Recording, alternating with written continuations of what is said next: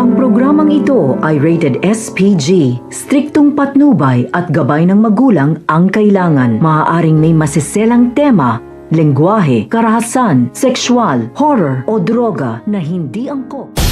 Sa kabila nga ng kasamaan nga nito ni Zoe, ay mas gusto pa nga nito ni Lynette na imbitahan nga itong si Zoe sa kanilang bahay para nga dito nga kay Doc Benitez. Subalit nagdududa naman nga itong sina Chang Susan at si Josa kung bakit gusto pa nga nito ni Lynette na imbitahan ito, samantalang napakasama naman nga raw ng ugali nga nito. Hindi naman nga makasabat itong si Doc Benitez kahit gustong gusto niya na nga na ipagtanggol ang kanyang anak. Subalit itinatago niya na nga lang ito upang sa gayon hindi nga siya mabisto ni Lynette, dahil kapag nangyari ito, malaking kaguluhan na posibilidad din na iwanan niya na nga itong si Doc Benitez. Sa kabilang banda naman ay papatawag na nga ng mga abogado ang mga tanyag at kabilang na nga rin ang anak nga nito ni Giselle.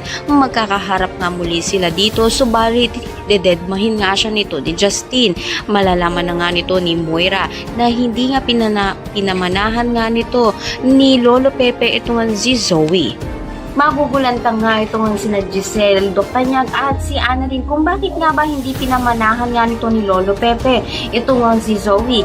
Kukutuban na nga kaya sila na may kinalaman nga itong si Zoe, kaya naman nga hindi na pinamanahan nga nito ni Lolo Pepe itong si Zoe at matungklasan na nga nila na hindi naman ito tunay na ako. Lahat na yan, abang natin.